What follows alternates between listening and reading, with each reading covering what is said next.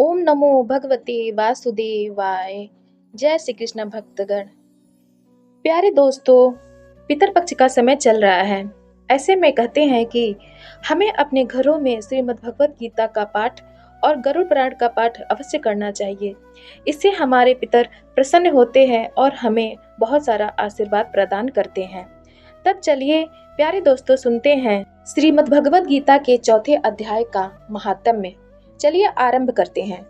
श्री भगवान कहते हैं, प्रिय, अब मैं चौथे अध्याय का महात्म्य बतलाता हूँ, सुनो। भागीरथी के तट पर वाराणसी नाम की एक पुरी है। वहाँ विश्वनाथ जी के मंदिर में भरत नाम के एक योग निष्ठ महात्मा रहते हैं, जो प्रतिदिन आत्मचिंतन में तत्पर हो आदर पूर्वक गीता के चतुर्थ अध्याय का पाठ किया करते थे। उसके अभ्यास से उनका अंतःकरण निर्मल हो गया था। वे शीत उष्ण आदि द्वंद्वों से कभी व्यथित नहीं होते थे। एक समय की बात है, वे तपोधन नगर की सीमा में स्थित देवताओं का दर्शन करने की इच्छा से भ्रमण करते हुए नगर से बाहर निकल गए। वहां बेर के दो वृक्ष थे। उन्हीं की जड़ में वे विश्राम करने लगे।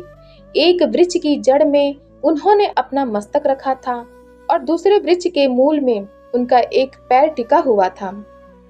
थोड़ी देर बाद जब वे तपस्वी चले गए, तब बेर के वे दोनों वृक्ष 5 ही 6 दिनों के भीतर सूख गए।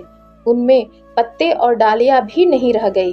तत्पश्चात वे दोनों वृक्ष कहीं ब्राह्मणों के पवित्र गृह में 2 कन्याओं के रूप में उत्पन्न हुए। वे दोनों कन्याएं जब बढ़कर 7 वर्ष की हो गईं, तब एक दिन उन्होंने दूर देशों से घूमकर आते हुए भरत मुनि को देखा। उन्हें देखते ही वे दोनों उनके चरणों में पड़ गईं और मीठी वाणी में बोली, मुने, आपकी ही कृपा से हम दोनों का उद्धार हुआ है। हमने बेर की योनि त्याग कर मानव शरीर प्राप्त किया है।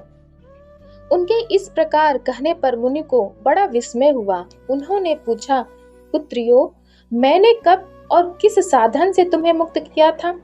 साथ ही यह भी बताओ कि तुम्हारे बेर के वृक्ष होने में क्या कारण था, क्योंकि इस विषय में मुझे कुछ भी ज्ञात नहीं है।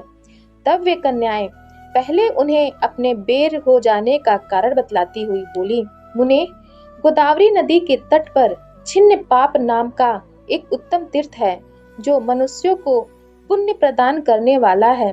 वह पावनता की चरम सीमा पर पहुंचा हुआ है। उस तीर्थ में सत्य तपा नामक एक तपस्वी बड़ी कठोर तपस्या कर रहे थे। वे ग्रीष्म ऋतु में प्रज्वलित अग्नियों के बीच में बैठते थे। वर्षा काल में जल की धाराओं से उनके मस्तक के बाल सदा भीगे ही रहते थे तथा जाड़े के समय जल में निवास करने के कारण उनके शरीर में हमेशा रोंगटे खड़े रहते थे। वे बाहर भीतर से सदा शुद्ध रहते, समय पर तपस्या करते तथा मन और इंद्रियों को संयम में रखते हुए परम शांति प्राप्त करके आत्मा में ही रमण करते थे। वे अपनी विद्वता के द्वारा जैसा व्याख्यान करते थे, उसे सुनने के लिए साक्षात ब्रह्मा जी भी प्रतिदिन उनके पास उपस्थित होते और प्रसन्न करते थे। ब्रह्मा जी के साथ उनका संकोच नहीं रह गया था, अतः उनके आने पर भी वे सदा तपस्या में मग्न रहते थे। परमात्मा के ध्यान में निरंतर संलग्न रहने के कारण उनकी तपस्या सदा बढ़ती रहती थी। सत्य तपा को जीवन मुक्त के समान मानकर इंद्र को अपने समृद्धिशाली पद के संबंध में कुछ भय हुआ। तब उन्होंने उनकी तपस्या में सैकड़ों विघ्न डालने आरंभ किए। अप्सराओं के समुदाय से हम दोनों को बुलाकर इंद्र ने इस प्रकार आदेश दिया, तुम दोनों उस तपस्वी की तपस्या में विघ्न डालो, जो मुझे इंद्र पद से हटाकर स्वयं स्वर्ग का राज्य भोगना चाहता है। इंद्र का यह आदेश पाकर हम दोनों उनके सामने से चलकर गोदावरी के तीर पर, जहाँ वे मुनि तपस्या करते थे, आईं। वहाँ मंद एवं गंभीर स्वर से बजते हुए मृदंग तथा मधुर वेणुनाद के साथ हम दोनों ने अन्य अप्सराओं सहित मधुर स्वर में गान आरंभ किया। इतना ही नहीं, उन योगी महात्मा को वश में करने के लिए हम लोग स्वर, ताल और लय के साथ नृत्य भी करने लगी।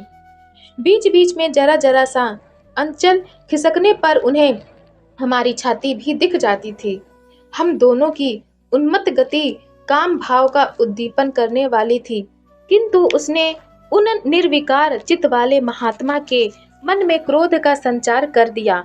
तब उन्होंने हाथ से जल को छोड़कर हमें क्रोध पूर्वक शाप दिया, अरे तुम दोनों गंगा जी के तट पर बेर के वृक्ष हो जाओ। यह सुनकर हम लोगों ने बड़े विनय के साथ कहा, महात्मन, हम दोनों पराधीन थी, अतः हमारे द्वारा जो दुष्कर्म बन गया है उसे क्षमा करें। यो कहकर हमने मुनि को प्रसन्न कर लिया। तब उन पवित्र चित्त वाले मुनि ने हमारे शापोद्धार की अवधि निश्चित करते हुए कहा, भरत मुनि के आने तक ही तुम पर यह शाप लागू होगा। उसके बाद तुम लोगों का मृत्यु लोक में जन्म होगा और पूर्व जन्म की स्मृति बनी रहेगी।